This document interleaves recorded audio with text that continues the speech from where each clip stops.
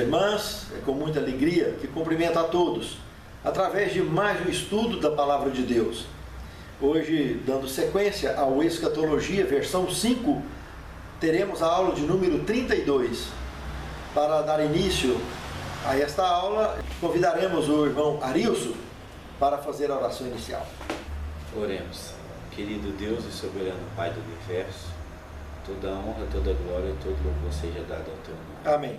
Agradecemos o Senhor por essa oportunidade que temos de aprender mais da Tua Palavra, Amém. Aprendermos mais do Teu nome. Amém. O Senhor abençoe, Senhor, todas as pessoas que estão assistindo esse estudo de escatologia, Senhor, para que elas possam compreender as verdades do Teu amor e da Tua misericórdia. Amém, Senhor. Perdoa as nossas falhas, os nossos erros, e o Teu Santo Espírito se faça presente, Senhor, ilumine o irmão Rafael também. Amém. Em nome do Teu Filho Jesus Cristo, pedimos e agradecemos. Amém. Amém.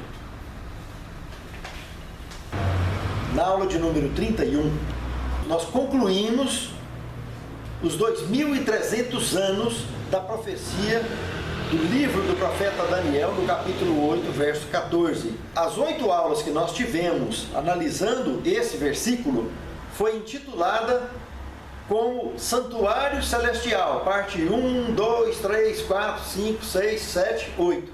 Tivemos 8 aulas. Hoje, a 32ª aula do Escatologia, versão 5, é intitulada O Fim do Tempo na Bíblia. Qual é a diferença de fim do tempo para tempo do fim? Vamos descobrir isso. Tem uma diferença enorme.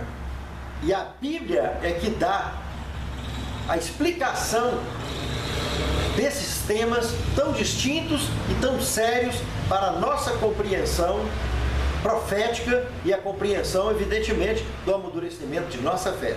Quando terminou os 2.300 anos, como vimos anteriormente, então concluiu o período profético, onde então a profecia afirmava e até 2.300 tardes e manhãs e o santuário será Purificado. Então presta atenção nessa palavra, será. Então é a partir dos 2.300 anos. Aí nós estudamos o que aconteceria dentro desses 2.300 anos para que esse santuário celestial então pudesse iniciar esse processo de purificação definitivo. Mas uma série profética, a maior da Bíblia Sagrada de tempo, são os 2.300 anos. Dentro desse contexto, tem uma série enorme que nós estudamos de profecias, de períodos de tempo distintos, desde 22 de outubro de 457 a.C. até 22 de outubro de 1844, onde se encerram então os 2.300 anos da profecia. Todas as profecias apocalípticas da Bíblia Sagrada e as escatológicas voltadas para esse tema, nós estudamos nessas 8 aulas que passamos. A aula de hoje, então, a aula de número 32, o fim do tempo na Bíblia. Vamos de cara entrar em Daniel capítulo 12, do verso 1 em diante, e a gente vai começar a entender tudo isso aí. De cara, no verso 1, já diz o seguinte: naquele tempo se levantará quem? Miguel, o grande príncipe, que se levanta pelo seu povo. Veja bem, quando a gente entra lá no verso 2 do capítulo 12 de Daniel, ele já fala de cara de ressurreição. Desse levantamento de Miguel, está falando claramente da volta de Cristo, que mostra então a ressurreição parcial, a ressurreição dos que ressuscitarão para a vergonha e desprezo eterno, que aí no verso 2 está falando, e a ressurreição dos justos, que é para a vida eterna. Observe que a ressurreição dos ímpios, de um modo geral, de um modo amplo, não é mencionada aí. Só essa ressurreição, então, conhecida como ressurreição parcial. Aquela que Jesus, lá no Novo Testamento, aponta o dedo na cara de Caifás, de Anás, e fala para eles: vocês verão o Filho do Homem vindo com poder e glória sobre as nuvens do céu. No Evangelho de Marcos, capítulo 14, do verso 61 ao verso 63. Ele aponta o dedo na cara deles e confirma que realmente ele é o Cristo, o Filho de Deus, onde os caras rasgam a roupa e começam a cuspir e bater nele. Já ali, os próprios líderes da igreja, com soldados do templo, não eram soldados romanos ainda, começaram a bater e cuspir nele. Lá em Apocalipse, capítulo 1, verso 7, também é confirmada essa mesma profecia de Daniel, como Jesus também confirmou o texto que nós acabamos de mostrar. Lá em Apocalipse 1, 7 diz, lá está bem claro, todas as tribos da terra se lamentarão sobre ele, até aqueles que o transpassaram.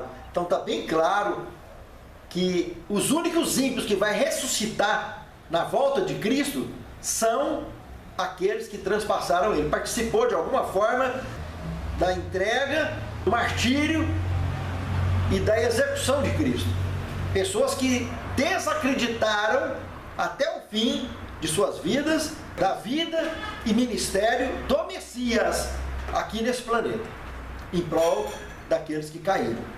Então isso é o que o profeta Daniel está falando aí. Então vamos fortalecer o entendimento desse tema. Miguel se levanta. Por que ele falou Miguel e não Jesus? Porque Miguel era como era conhecido o Filho de Deus na época do Antigo Testamento.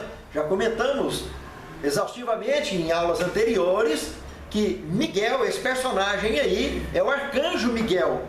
Arcanjo, príncipe, filho do Altíssimo. Miguel, uma pergunta no hebraico: quem é como nosso Deus? Então aí mostra ele se levantando. Então esse Miguel, príncipe por quê? Filho de Deus. Então esse Miguel, que em profecias anteriores, lá na altura do capítulo 8, capítulo 10 de Daniel, ele é chamado como príncipe também, que veio. É o Filho de Deus que veio acudir o anjo Gabriel para ajudar a resolver o problema lá de Cambises com Ciro. Cambises, o filho de Ciro, que vinha envenenando ele, dando trabalho para poder atender a vontade de Deus. Cambises era muito complicado. E aí o anjo Gabriel sozinho não estava dando conta e veio então Miguel, o arcanjo Miguel, para fazer esse trabalho. Enquanto ele estava falando com Daniel, ele comentou na profecia, no comentário feito com Daniel sobre a profecia, que Miguel estava lá tentando interceder, fazer o trabalho do Espírito Santo do coração de Cambises e de Ciro, para conseguir ajeitar as coisas lá no período então da Medo-Pérsia. Tanto que lá no capítulo 8, onde trata desse tema, lá no verso 14 está falando dos 2.300 anos, mas no contexto todinho está falando de vários outros temas envolvidos com esse tema. E os 2.300 anos, um escopo lançado ao final da sequência do que estava acontecendo no desenrolar do tema do capítulo 8, que era a profecia do bode e do carneiro, que tinha tudo a ver também com Daniel 10, com Daniel 7 e várias outras profecias da Bíblia Sagrada. Quem destaque está tratando lá no capítulo 8, no capítulo 7. Cambises, ele era o rei da Pérsia, né? Rei da Medo-Pérsia. Ele era de origem persa. Cambises era filho de Ciro. Ele filho de Ciro. E ele era um tema do contexto da encrenca que estava acontecendo com o povo judeu. Libera, não libera, paralisa as obras lá da reconstrução do templo, dentre outros assuntos da movimentação de outras nações que vinha já se ajeitando, tipo a Grécia para derrubar a Pérsia, etc. Mas podia acontecer tudo na hora certa, não podia acontecer nada antes e nem depois. Já chega o que teve que acontecer no caso de Belsazar, que teve que ser invadido antes, 3 anos. Porque pela profecia do profeta Jeremias, era para o povo ter ficado 70 anos no cativeiro babilônico. E eles não ficaram 70, ficou 67. 3 para completar os 70 de castigo, teve que ser na Medo-Pérsia, por causa da precipitação, de apostasia, de insulto do rei, das loucuras e insanidades voluntárias do rei Belsazar. Quem derrubou a Babilônia lá? A Medo-Pérsia. Foi? Sob o comando de Ciro. Tá? E esse indivíduo, o filho dele era Cambises. Que era canseira. Cambises era canseira. Inteligente tudo, mas ele tinha até ataque de fúria, matou a irmã dele, grávida. E canseira, o cara era canseira da canseira. Voltando ao contexto do tema, vocês viram aí que está bem claro que o que está no capítulo 12, verso 1 e 2 de Daniel, está se referindo à volta de Miguel, à volta de Cristo. Esse Miguel é Cristo, então. Que já está falando da ressurreição. Então, está claro que está vinculado à volta de Cristo. Então, vamos continuar. No verso 3, tem uma promessa exclusiva para quem estuda a Bíblia, quem estuda a palavra, que é chamada aí de sábio, e ela é extensiva ainda para quem estuda e converte a muitos para a justiça. Isso até é um ponto interessante, que não é comum a gente ver na Bíblia Sagrada esse tipo de atribuição, que alguém converta alguém. Porque nós sabemos que isso é uma obra do Espírito Santo.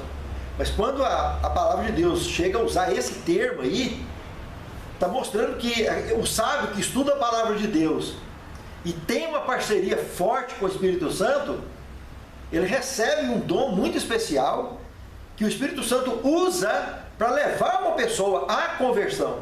Mas é uma parceria com o Espírito Santo. Quem está convertendo na realidade é o Espírito Santo. Mas é através do dom utilizado por um servo que aí está sendo chamado de sábio. Esses são considerados de sábios, que em outros textos também são chamados de santos, como lá em Daniel 7:25, e cuidarão em mudar os tempos e a lei, e os santos lhes serão entregues nas mãos durante um tempo, 2 tempos e metade do tempo. Então isso é o que nós conhecemos, eles são chamados de santos do Altíssimo. E aí nós vamos ver esses pedaços aí, tudo mesclado aqui dentro do contexto do capítulo 12 do profeta Daniel. Então, a promessa para esses estudiosos é que eles resplandecerão como firmamento. E quando eles fazem o trabalho missionário, levam à prática essa missão do ID, ele tem um compromisso individual com Deus, de fazer esse trabalho e levar a causa de Deus avante, na porção que lhe é confiada como missão, é sempre e eternamente eles estarão brilhando no reino de Deus. É a promessa que tem aí exclusiva para esses que resolvem realmente estudar a palavra e ensinar a palavra. E eles evidentemente são chamados de sábios porque eles procuram evidentemente viver para a honra e glória de Deus dentro desse contexto da orientação da palavra de Deus. Não é no contexto da vontade da palavra do homem ou da vontade do homem, mas da vontade de Deus, conforme orientado a palavra de Deus. Não se esqueça que no contexto bíblico nós temos até jumenta fazendo a obra de Deus, falando e dando aula de matemática. Então agora vocês pensam, o senhor jumenta, que nós conhecemos como um animal burro e birrento, empacador, foi usado por Deus. Imagine um ser inteligente criado à imagem e semelhança de Deus. Por pior que seja, por mais defeituoso que seja, é uma obra viva na mão de Deus, é um instrumento vivo na mão de Deus. Basta que se entregue e que Deus faça e use para a honra e glória dele mesmo, diante dos homens e diante dele, diante de todo o universo. Agora no verso 4, aí vem o gancho da questão toda. O verso 4 de cara abre com uma ordem. Presta bem atenção, é uma ordem que está sendo dada. Tu, Daniel, cerra as palavras e sela o tempo. E nós vamos ver aqui para frente que o tempo do fim é outro assunto. Então, fica bem ligado nesse ponto, que é o que nós estamos estudando hoje. Fim do tempo. É diferente, fim do tempo com o tempo do fim. Pois não? Esse fim do tempo seria o fim das 2.300 tardes e manhãs. Vamos chegar lá, é a partir dela. A partir dela estaria começando o fim do tempo. Antes dela, era o tempo do fim. Desde a queda do chifre pequeno. Nós vamos estar vendo isso aqui. Tá bom? Então o tempo do fim é da queda do chifre pequeno, a queda do poder da supremacia papal, o fim da Inquisição, o período da igreja de Sardes e Filadélfia. Esses dois períodos estão dentro do tempo do fim. A partir de 1798 até 1844. 1844 para frente é fim do tempo, que é a Laodiceia, que é até os nossos dias. Por isso que está relacionado com a levantada de Miguel, no versículo 1 do capítulo 12. Daquele tempo se levantará Miguel pelo seu povo. E aí vai ter as ressurreições. Está relacionado diretamente com o fim do tempo. O tempo está acabando. O tempo do fim era um período proposto. E fim do tempo já é para encerrar o assunto, que é onde nós estamos vivendo hoje. Mas vamos esclarecer dentro do contexto bíblico, para a gente ver direitinho. A primeira parte do verso foi a ordem para que ele cerrasse as palavras e selasse o livro. Ponto. O restante do verso já afirma que muitos correrão de um lado para outro dentro de um determinado período. Nós vamos ver que está se tratando então aí do tempo do fim, porque ele está falando que é até o fim do tempo. Então, ele estaria correndo dentro do período do tempo do fim. Até o fim do tempo. E a ciência se multiplicará. Quando fala em ciência se multiplicar, envolve todo o contexto das bênçãos de Deus, dando sabedoria à humanidade para a humanidade evoluir. E essa ciência começou a se multiplicar exatamente dentro do período conhecido como o tempo do fim, antes de iniciar o fim do tempo. O fim do tempo já seria coroado com as grandes e principais descobertas que alavancou o avanço científico e tecnológico que chega até os nossos dias, que vivemos no fim do tempo. Então, de 1798 para cá, arrancou tudo isso aí. De cara, em 1798 já foi descoberto o gás de iluminação. A cidade já começou a ser iluminada com gás de iluminação. 1803, o prelo a vapor. Que é? Prelo, gráfico. Prelo a vapor. Eu ia saber isso. O avião tem mais ou menos quantos anos? Ele vai chegar nele. 1807, o navio a vapor. Como se fosse. Imagina que o que eles tinham era vela, que andava mais rápido. E remo. Para atravessar os oceanos. Agora eles tinham vapor. Motorizados. Mais rápido. 1814, a locomotiva. 1820, o fósforo. 1834, a ceifeira. Para as roças. Colheitadeira. Cortar. Se formos falar aqui, são diversas, dezenas de descobertas que teve. Mas as últimas culminaram em 1902 com o telefone sem fio e 1906 com os aviões. A 1906? É. Então daqui de 1906 para cá tem poucos anos, 100 e poucos anos. Você vê tanto que o homem está bem atrasado. Né? Agora nós estamos falando que hoje, já do século passado para cá, o telescópio Hubble, colocado em órbita, já conseguiu catalogar trilhões e trilhões de galáxias. Veja, nós que somos bobinhos, já conseguimos entender melhor o universo à nossa volta. Então, a ciência, a medicina, de um modo geral, é muito avanço. A área da informática, então, nem se fala.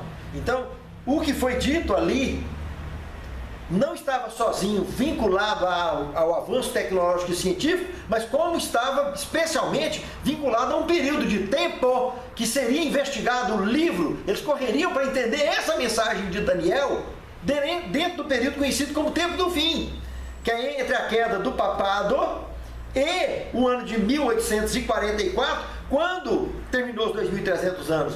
Em 1844 começaria então o período que aí no texto bíblico do verso 4, está afirmando que no fim do tempo, até ali já conseguiriam quebrar o selo do livro do profeta Daniel, conseguir entender as palavras, elas seriam remontadas na mente humana e a compreensão feita.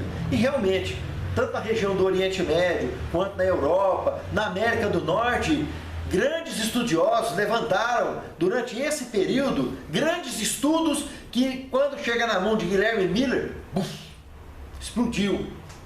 Tá? Com todos os erros, com todos os desacertos que eles tiveram, mas acertaram muito mais do que erraram.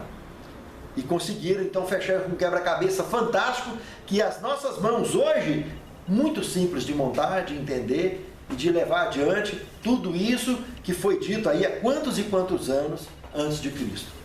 Então é muito legal isso aí, essa compreensão toda. Mas vamos prosseguir na leitura e compreensão do capítulo 12 para vocês verem esse paralelo o tempo todo sobre tempo do fim e fim do tempo. Bora lá para o verso 5 agora. Então a principal questão, até quando que o livro vai ficar selado? Até o início do fim do tempo. Ou seja, até o período do tempo do fim ele estaria completamente selado, mas o povo correndo de um lado para o outro para entender justamente dentro do período conhecido como tempo do fim, que foi o período então conhecido no Apocalipse como igreja de Sardes e igreja de Filadélfia. Dentro desse período estava acontecendo exatamente o que o texto aí está afirmando. No verso 5, ele percebe os personagens que estavam falando com ele, na beira do rio onde ele estava. Tinha 3 pessoas lá. Um que era o Miguel, que eu estava vendo, era um personagem que dava ordem para Gabriel, e nós sabemos que Gabriel é o mais alto posto de criatura no universo. Então, para alguém estar dando ordem para ele, não resta imaginar outra pessoa, não ser o próprio arcanjo Miguel, que dava ordem, o homem de linho. Era esse vestido de linho. E os outros 2 personagens. E outro detalhe, ele estava em cima d'água, levitando. Como Jesus andou em cima d'água, realmente. Ele ali já estava nessa situação. Ele está acima do rio ali, ó. Ele foi visto dessa forma. Ele está dizendo aí que tinha um indivíduo lá da banda do rio, outro da banda, da outra banda, e o outro no meio do rio, acima das águas. Coisa incrível, né? E no verso 6 e 7, ele não conforma com a ordem do anjo de cerrar as palavras e selar o livro, e insiste de novo. Senhor, até quando durará essa visão? Explica, deixa eu entender. Eu queria entender isso tudo. Ele queria entender o contexto todo que envolvia os 2.300 anos. Que aí foi colocado um monte de coisa dentro aí, que bagunçou a cabeça dele. A resposta que foi dada para ele, presta atenção aí, no verso 7. Fala de cara, Daniel, presta atenção. Ele tenta explicar para ele. Tudo isso que você está vendo aí, antes de acontecer o fim do tempo, vai acontecer o tempo do fim. O tempo do fim vai acontecer depois que terminar a obra do chifre pequeno. Que é um tempo, 2 tempos e metade de um tempo. Que está aqui. Então, um tempo, 2 tempos e metade de um tempo são os 1260 anos. Nós que já estudamos há muito tempo o escatologia, já entendemos com facilidade isso aqui. Volta lá em Daniel capítulo 7, verso 25. Lá não está falando? E cuidarão em mudar os tempos e a lei de Deus, os santos serão entregues na mão durante um tempo, 2 tempos e metade de tempo. Então esse período é conhecido de 1260 anos, que é conhecido de supremacia papal. O chifre pequeno caiu, a ponta pequena, que é representando o papado, caiu, como comenta o contexto do capítulo 7, do capítulo 8 de Daniel, e dentre outros textos, como esse do verso 7 aqui. Então, o que acontece? Aí começa o tempo do fim, que é depois dos 1260 anos. E esse período do tempo do fim vai terminar no fim do tempo. Então, terminou o tempo do fim, o livro de Daniel seria seria quebrado o selo, e as suas profecias seriam entendidas, e o povo correndo de um lado para o outro. Então, no mundo religioso, no mundo eclesiástico, a obra de Deus tentando ser entendida, a palavra de Deus tentando ser entendida. E no mundo lá fora, no mundão de um modo geral, o avanço tecnológico e científico, ó, a todo vapor. Esse período é incrível, né? Então veja que são coisas interessantes, a forma com que está sendo colocado aqui. Então, em paralelo, 2 avanços acontecendo. Um teológico, um espiritual, e o outro tecnológico, científico.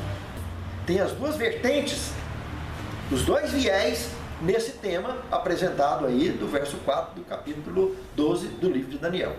Olha o que está escrito lá em Daniel capítulo 11, verso 35 também. Muitos entendidos serão acrisolados e purificados, se referindo à perseguição que teria durante os 1260 anos. E o testemunho daqueles que morreram, daqueles mártires, durante o período do tempo do fim, que é após a queda do papado, seria usado como base e motivação para que eles pudessem ir de um lado para o outro, nesse estudo, nessa busca de entendimento das profecias, e chegar no fim do tempo, aí mencionado no verso 35, em condições amplas de receber essa revelação e apresentar para o mundo, como chegou até os nossos dias. Olha o que está escrito no capítulo 8, do verso 16 ao 19. Alguém ordena a Gabriel, ao anjo, para que ele explicasse para Daniel. Por isso que Daniel ficou cheio de si, insistindo com o anjo o tempo todo para tentar entender. Porque lá para trás, Miguel já tinha dado a ordem para ele, para Gabriel explicar para ele. E todo jeito que ele fez conta para explicar para Daniel, Daniel não conseguia entender. Porque era coisa que estava muito para frente. Nós vamos ver, a hora que voltar aí para o capítulo 12, nós vamos ver esse contexto aí. Aqui está escrito assim: e ouvi uma voz de homem nas margens do rio Ulai, ao qual gritou e disse: Gabriel, dá a entender a este a visão. E veio perto de onde eu estava, e vindo ele, fiquei assombrado, e caí sobre o meu rosto, mas ele me disse: entende, filho do homem, porque esta visão se refere ao fim do tempo. Tá bom? Mais algum? Pode continuar, até o 19. E estando ele falando comigo, caí com o meu rosto em terra, adormecido, pois ele me tocou e me fez estar em pé, e disse: eis que te farei saber o que há de acontecer no último tempo da ira. No último tempo da ira. No tempo da ira. Porque ela se exercerá no determinado tempo do fim. Tempo do fim. Tá Não é vendo? ruim não, velho. Então, presta atenção. Tá melhor que eu. Observa aqui. Aí falou do fim do tempo e do tempo do fim, dos dois. Mostrou que a partir da queda, então, do chifre pequeno, da queda do papado, esse período do tempo do fim é o tempo que o povo realmente ia procurar estudar e entender. Mas que essa visão se estenderia até o fim do tempo. Ou seja, até 1844, até 22 de outubro de 1844. A partir desse período, já é fim do tempo, de lá para cá. Então isso é... 176, se você não exato. Chega nem 200. Olha do verso 23 ao verso 24. Lê para você ver. Verso 23 ao 24, capítulo 8. Mas no fim do seu reinado, quando os perseguidores acabarem, se levantará um rei, feroz de cara, e será estendido em adivinhações. Está falando do papado. Pode continuar? Pode. O verso 24. E se fortalecerá a sua força, mas não pelo seu próprio poder. Por que não é pelo próprio poder dele? Porque lá em Apocalipse, capítulo 13, verso 2, a última parte do verso, está falando que o diabo deu-se o seu trono grande poderio ao poder político e religioso de Roma, que é o papado, ou a ponta pequena aí desse poder do capítulo 8, que é porque surgiu após Roma pagã, surgiria Roma papal. E destruirá maravilhosamente, e prosperará, e fará o que lhe quiser, e destruirá os fortes e o povo do santo. E o povo santo. Prestou atenção? E essa destruição dos fortes e do povo dos santos, vocês vão ver que na hora que nós voltar para o capítulo 12 de Daniel, é chamado de abominação assoladora. Abominação assoladora. Por isso que vai entrar período profético aí também no capítulo 12, de 1290 anos e de 1335 anos. Vocês vão ver como é que vai ficar claro isso hoje, nesse contexto. Coisa mais linda e clara de ser entendido dentro do contexto profético. Adilson, você queria comentar alguma coisa? Eu vi o negócio na internet, não sei se é verdade. Diz que esse Papa agora que está aí, é Francisco, não teve? Diz que está querendo fazer uma reunião aí, não sei se é verdade, com um jovem, para ver se une as pessoas no mundo. E transformar, fazer uma moeda única no mundo. Não sei se é verdade esse trem. Tá. Dentro do contexto bíblico, nova ordem e nova era, tudo depende de um projeto chamado ecumenismo mundial. Ecumenismo é tentar unificar política e religião. Isso mesmo. Nova ordem e nova era. Um reúne projeto político e elege um governador mundial como sendo referência, representação para o planeta. Que normalmente dentro da profecia está apontando para os Estados Unidos. E o outro, tratando de movimento religioso, está apontando justamente para o papado. Mas para que isso possa acontecer, ele precisa de ter as demais religiões de forma acessível a ele, que aceite a liderança dele como tal. Cada um na sua própria religião, mas respeitando ele como líder principal, de responder como religioso por todos. Porque se a gente for pôr o preto no branco, tudo isso vai resultar numa perseguição que nós vamos estudar daqui uns dias, conhecido como decreto dominical, justamente por isso, porque todo mundo já guarda o domingo, de um modo geral. São poucas as religiões que guardam o sábado. Os guardadores do sábado são tão pequenininhos nesse contexto todo, se juntar com o resto da cristandade, que é uma loucura, entendeu? Então, judeus, batistas do sétimo dia, adventistas do sétimo dia, adventistas da reforma, dentre os poucos mais que guardam, é inexpressivo na comparação com o mundo cristão de um modo geral e com o mundo pagão, então nem se fala. Porque se a gente olha aí, judaísmo, que apesar que o judaísmo guarda sábado, né? Mas não é cristão, não aceita o cristianismo, não aceita o Messias. Então, a partir do momento que eles aceitam o Messias, deixou de ser judeu e como religioso passou a ser cristão.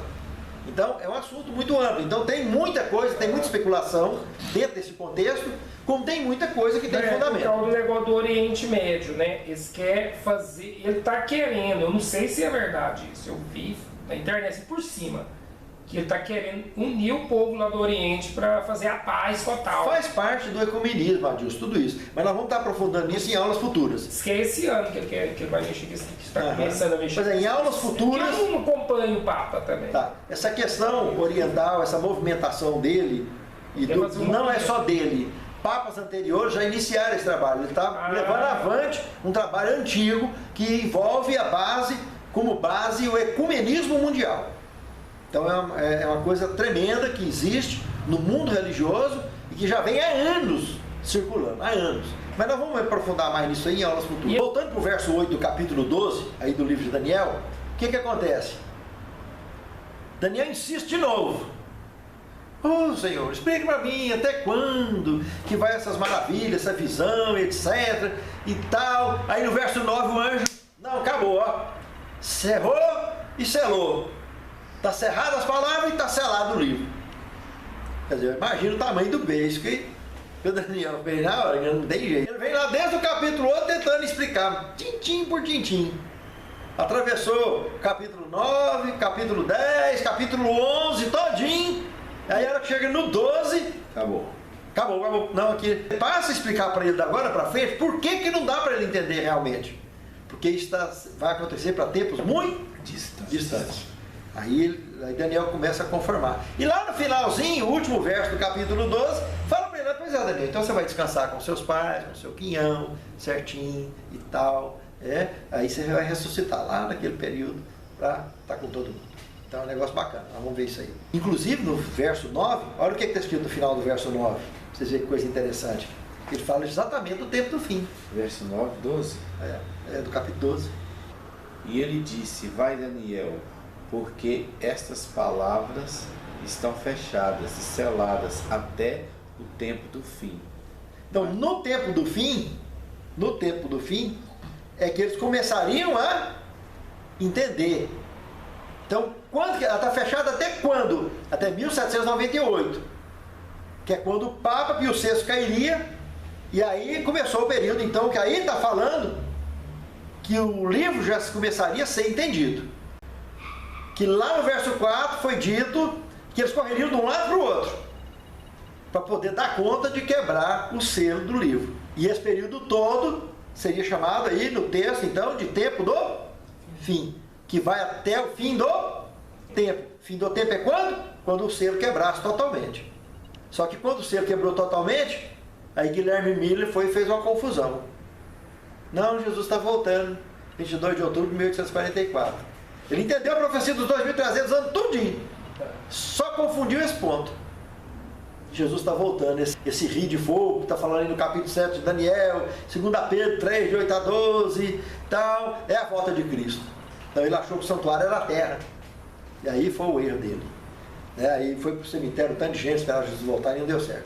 Mas aí pelo menos entendeu. Mas aí nós vamos entender mais umas coisas interessantes agora, daqui para frente. Observa aí. Observa que no verso 10 fala sobre o acrisolamento, o grande testemunho, o brilho, que o sofrimento dos mártires dos 1260 anos despontaria, motivando os que vivessem no tempo do fim, até o fim do tempo, e do fim do tempo para cá também. Porque até hoje, quando a gente olha os mártires para trás, a gente não consegue perder de vista Jesus no Calvário, com a liderança da igreja dele, maltratando ele, os profetas antes de Cristo sofreram, que Jesus reclamou olhando sobre Jerusalém, que queria reunir os filhos dele, como a galinha reúne os pintinhos debaixo das asas. O período da Inquisição de 1260 anos, que aí na Bíblia é chamada de abominação assoladora. Então é muito forte o encerramento do livro do profeta Daniel. Aí no verso 11 ele já fala, desde o tempo, 2 pontos, vamos lá. O que ia acontecer? Desde o tempo em que o contínuo sacrifício for tirado E a abominação e a abominação desoladora. haverá 1290 dias. 1290 dias. Mas na profecia nós sabemos que está se tratando de 1290 anos. Porque lá um tempo, 2 tempos, metade de um tempo nós vimos agora mesmo, está no mesmo contexto. Então está no mesmo contexto, quando a profecia começa simbólica, termina simbólica. Os 2300 anos todinho é simbólico. Então, como esse contexto está dentro dele, então ele falou que, ele comentou aí que quando fosse tirado o sacrifício contínuo e estabelecida a abominação desoladora, contaria 1290 anos. 1290 dias. Que na profecia são 1290 anos. Nós vamos ver aqui no gráfico, tanto que isso é interessante, fica facinho da gente entender. E aí, dando sequência à leitura, ele comenta, bem-aventurado aquele que aguarda e espera até 1335 dias, que são 1335 anos. Veja que o ponto de partida desse sacrifício contínuo ser tirado e da abominação assoladora tem um marco muito importante, irmãos. Olha, eu até comentei em aulas passadas, dentro dos 2300 anos, tudo que eu já estudei na minha vida, dentro desse contexto, eu pensava que o ponto de partida desses 1290 anos e dos 1335 anos seria o ano 34 da era cristã, porque os judeus rejeitaram a Cristo, rejeitou o cristianismo e eles próprios perseguiram a igreja durante os primeiros 100 anos da era cristã. E eles entregaram a perseguição, transferiram para Roma pagã perseguir. Então eu não conseguia ver uma abominação assoladora maior do que essa. Mas de fato tem uma maior do que essa. Sabe por quê? No ano 508, quem deu esse ponto de partida foi Elias Brasil, o que escreveu a lição de escola sabatina do primeiro trimestre do ano de 2020. Essa que estamos estudando hoje. Esse indivíduo encontrou a conversão de Clovis, o rei dos francos, no ano 508. E quando você parte da conversão desse moço, do ano 508, que ele se converteu ao catolicismo, os francos eram muitas tribos governadas por reis distintos. E esse indivíduo conseguiu unificar todas as tribos francos em uma monarquia só, e ele ser o rei absoluto de todos. E esse indivíduo achou como estratégia de se aproximar do papado para conseguir alcançar essa unificação dessas tribos e ter um governo seguro e ter uma popularidade governamental. Aí ele teve interesse político de unir a coroa com a igreja. E a Bíblia chama essa união de besta. Só que aí estava nascendo o quê? A besta que sobe do abismo. Olha que coisa mais profunda. Clovis. Esse Clovis seria o primeiro rei dos francos, seria o fundador da França, ele é considerado o fundador da França, e estabeleceu a sua cidade, a sua capital federal, justamente em Paris. O Clovis, ele conseguiu reunir um concílio da Igreja Católica a favor dele, ele conseguiu esse concílio, e nesse concílio ele deixou claro a união do Estado e Igreja. O grande conflito fala de 22 páginas sobre a besta que sobe do abismo, que é a França. Mas o que eu estou mostrando aqui, nesse contexto, é muito sério. Se você partir da conversão dele para a Igreja Católica, nesse concílio que ele conseguiu, dentro dessa aproximação, simplesmente 30 anos antes de começar a supremacia papal, a mortandade contra os cristãos, Clóvis militarizou a igreja.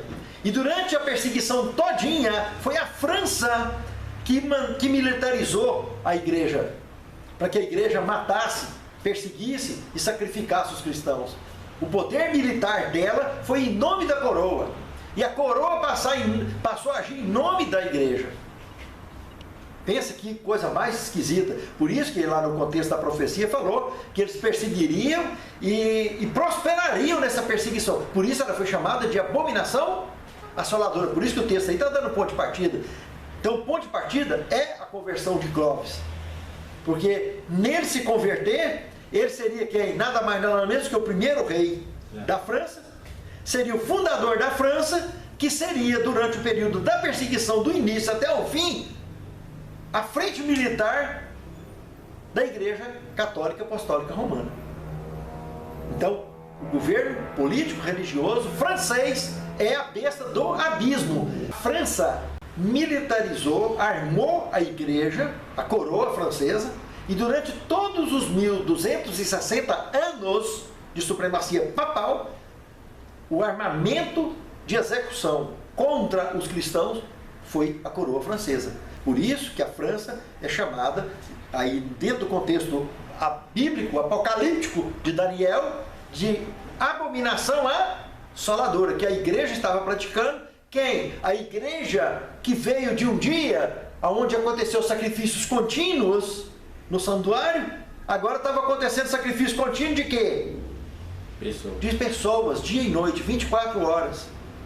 Então, se você parte de 508 da conversão dele e aplica 1290 anos, você chega exatamente em 1798. A partir de 508, mais 30 anos, supremacia papal. E os 1260 anos. Se você parte de 508 e aplica 1335 anos, você chega em 1843. Por isso que ele está dizendo, bem-aventurado aquele que aguarda e chega até lá. Ou seja, ele ia ver que maravilha que foi. Morreu muita gente, de fato, foi uma abominação assoladora, mas valeu a pena porque Jesus agora está voltando. A hora que eles passaram pela decepção, que Jesus não voltou, mas entendeu as profecias e conseguiu entender de fato, aí a fé desses foi muito fortalecida. E hoje, com força sem igual, nós entendemos essa profecia da palavra de Deus. Vamos dar só uma olhadinha aqui no quadro, para a gente poder fechar. Mas lembrando que a França, ela foi conhecida como cultura chasseana há 4.000 anos antes de Cristo. Entre 3.800 a 4.000 anos antes de Cristo. Já povoava gente ali, na região.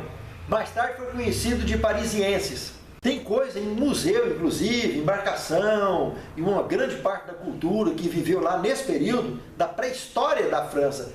Você vê que, enquanto as coisas estavam acontecendo no planeta Terra, o diabo e as potestades da maldade já estavam preparando os esquemas todinho, para quando chegasse esse momento aqui, ele pudesse investir contra o povo de Deus com toda a força. E era coisa que Deus, na sua onisciência, conhece tudo. O diabo não conhece a onisciência, ele não tem onisciência, mas ele vai agindo no planeta todo. Jesus não falou que ele é o príncipe das trevas desse mundo? Então, ele corria de um canto ao outro. O povo de Deus começou ali, na região do Oriente Médio e tal, mas tinha a missão de atingir todo o povo, tribo e língua. Então ele tinha a missão, o diabo, de combater esse povinho, pequenininho, mas poder preparar o mundo todo e vir de fora para dentro, para poder combater. E aqui, no momento que a França, representando a coroa, se une com a igreja, quando inicia no ano 538, aí abre a supremacia papal oficial, a guerra contra os cristãos, de 1260 anos. Então vocês veem que a coisa é antiga. Vamos aqui no quadro, só para a gente fechar com um resumo aqui do gráfico. Os 2.300 anos que nós estudamos, que vai de 457 a 1844, está aqui o período todo. A primeira parte do período que estudou foi 490 anos, que era do povo judeu. A segunda parte, os 1810 anos que restou, para o povo do príncipe, que é o que a profecia chamou. Dentro desse período do povo do príncipe, nós temos as 7 igrejas que nós estudamos. Éfeso, começando aqui, então, no ano 31, com o sacrifício de Cristo, né? Os selos apocalípticos andando aqui também, né? O primeiro selo começa em 34 e termina no ano 100, juntamente também com a primeira igreja. O segundo selo e a segunda igreja fecha aqui, a terceira igreja aqui. Olha onde que esse cara, em 508, Clóvis vai se converter dentro da igreja de Pérgamo, que Deus lá comenta aí na profecia de Pérgamo, no capítulo 2, no verso 12, que eu sei que é onde está, é o trono de Satanás. Presta atenção, meus irmãos. Então está aqui, e estava sendo preparada então aqui, desse tempo em diante, a abominação assoladora que agiria a partir do ano 538. A partir do ano 538, mais 1260 anos, chegaríamos a 1798. Mas partindo de 508, da conversão de Clóvis, aqui dentro do período de Pérgamo, mais 1290 anos, chegaríamos também a 1798. E se aplicarmos 1335 anos a partir do ano 508, vamos chegar em 1843, no apogeu da pregação de Miller sobre a volta de Cristo. Então, por isso que lá na profecia está dizendo, bem-aventurado aqueles que chegam até lá. Então, aqui pega a igreja de Tiatira, aqui é onde desencadeou vários selos, inclusive o sexto, que é o que nós estamos nele até hoje, e o sétimo é a nossa viagem de volta para o céu. Aqui desenrolou todas as trombetas, só está faltando a sétima também, que é para os nossos dias, que é a autorização para cair as pragas. E a sétima igreja iniciou aqui, 22 de outubro de 1844, lá no deserto, conforme a profecia falou. Então, coisa linda. Nós estamos vivendo o período de Laodiceia. E é esse período aqui, então, de 1798 a 1844, chamado de tempo do fim. E fim do tempo, de 1844 para cá, aonde Miguel se levanta por todos nós. Então, o que nós estamos dizendo? Toda a profecia apresentou. E o que é fim do tempo e tempo do fim? Ficou claro. Tempo do fim é o período da queda do papado, do chifre pequeno, até 1844. Dentro desse período, explodiria a busca do entendimento do livro do profeta Daniel, como explodiria no planeta Terra o avanço científico e tecnológico, que daria sustentação para, em 1844 em diante, conhecido como fim do tempo, a ciência se avançar e o estudo da palavra de Deus nem se fala, para chegar onde nós chegamos hoje, com a riqueza de detalhes que nós temos hoje. Então fica aí com clareza, e nós vamos aprofundar daqui para frente, né, em assuntos escatológicos, voltados então para o nosso preparo para enfrentar a última crise desse planeta. Que Deus nos abençoe e nos guarde. Até o próximo estudo, se Deus quiser. Vamos ficar de pé, encerrarmos o coração. Santo Deus, muito obrigado pela tua orientação, pela tua palavra, pela luz do teu Santo Espírito. Capacita-nos cada dia mais, Senhor, a entender e a praticar com os teus ensinos e, principalmente, termos condições de transmitir com segurança àqueles que nos cercam. Porque já descobrimos que quanto mais ensinamos, mais aprendemos. Perdoe nossos pecados e faltas e conta-nos entre os salvos. É o que te suplicamos, agradecidos em nome de Jesus. Amém.